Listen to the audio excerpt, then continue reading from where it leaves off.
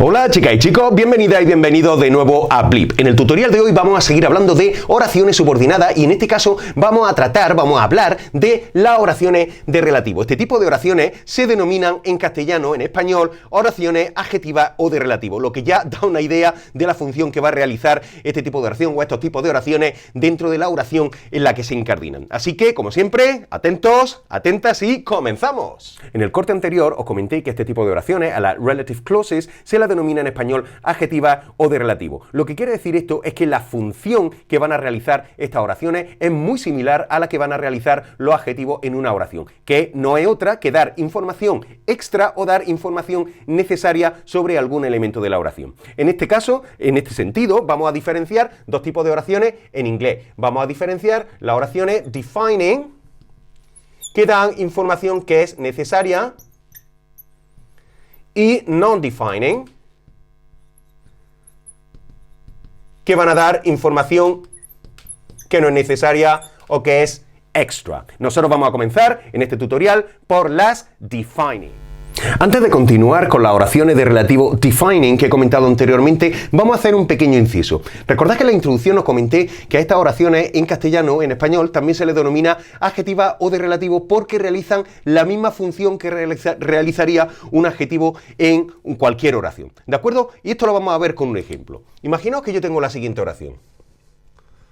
The tall man is nice. El hombre alto es simpático, es agradable. ¿De acuerdo? ¿Creéis vosotros y vosotras que yo puedo transformar esta oración en otra oración que signifique exactamente lo mismo, pero utilizando una oración de relativo?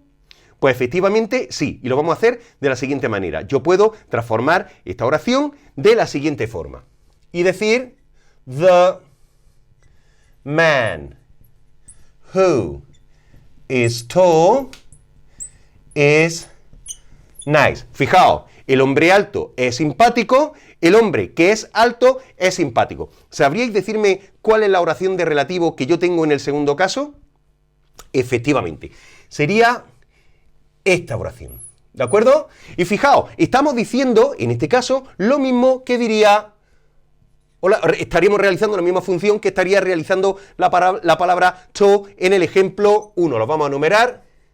1 y 2. Estamos diciendo exactamente lo mismo que estaríamos realizando la misma función en esta oración que realiza la palabra to, el adjetivo to en esta oración. La única diferencia es que en lugar de venir delante del nombre, iría detrás del nombre, ¿de acuerdo? Aquí tendríamos nuestro sustantivo, nuestro nombre, man, y en este caso, en el segundo caso, iría detrás, pero en lugar de tener formato palabra, formato adjetivo, tendría formato oración. Recordad que una oración es una oración por el simple hecho de tener un verbo, ¿de acuerdo? Con que tenga un verbo ya me vale para llamarla oración. Y aquí tendríamos nuestro verbo, tendríamos aquí, en este caso, esto en lingüística se denomina complemento del sujeto, en español atributo, pero hay algo más, también tendríamos nuestro sujeto que vendría realizado por esta palabra, que en lingüística, en inglés, se denomina pronombre relativo. Se denomina pronombre relativo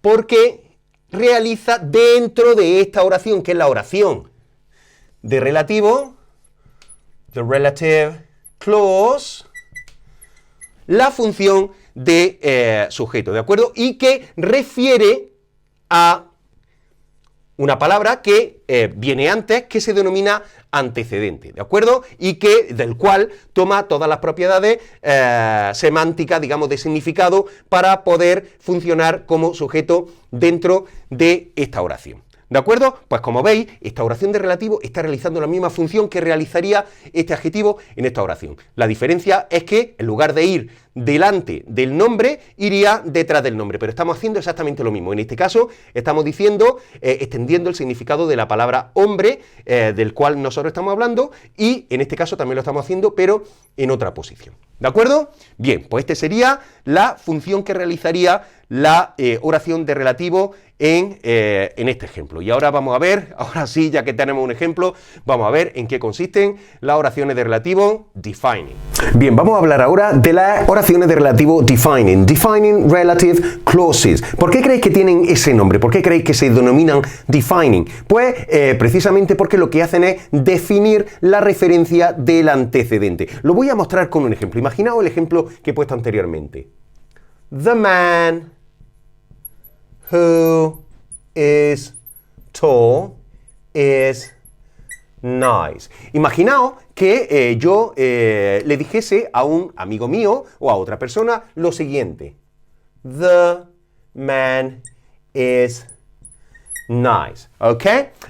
Si yo le suelto esta oración, si yo le digo esta oración a cualquier persona y resulta que estamos en la calle o estamos en una fiesta y hay un montón de hombres en esa fiesta o en la calle, con esta oración no se sabría exactamente del hombre que nosotros estamos hablando, con lo cual nosotros lo que necesitaríamos sería dar un poquito de más información, información que es necesaria para poder definir, para poder identificar o para poder restringir un poco la referencia de la palabra hombre, con lo cual utilizaría esta oración de relativo que nosotros meteríamos aquí y por lo tanto nosotros estaríamos definiendo un poquito más la palabra hombre, con lo cual nosotros finalmente podríamos identificar de qué hombre está hablando esa persona. Es por eso que este tipo de oraciones se llaman defining, aunque también en la literatura podéis encontrar otros términos como restrictive o incluso identifying, ¿ok?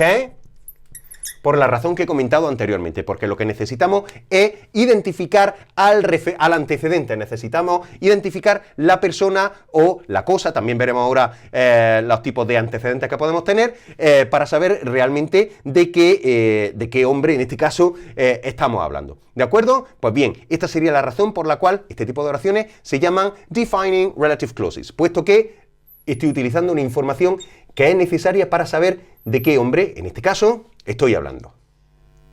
Bien, chicos y chicas, esto ha sido todo por hoy. Espero que a partir de ahora ya tengáis un poco más claro el concepto de oración de relativo, relative clause, y dentro de este tipo de oraciones, la oración de relativo defining, la oración de relativo que nos sirve para definir el antecedente, para dar información necesaria sobre el antecedente. En el siguiente tutorial veremos los pronombres relativos, los diferentes pronombres relativos que nosotros podemos utilizar para introducir detrás del nombre este tipo de oración. Y veréis que no solamente podemos utilizar who, que referiría a una persona, sino que también puedo utilizar otro tipo de pronombre en función del antecedente que yo tenga delante de la oración de relativo. Así que ya sabéis, no desconectéis y nos vemos en otro tutorial, exacto, en un blip. ¡Hasta luego!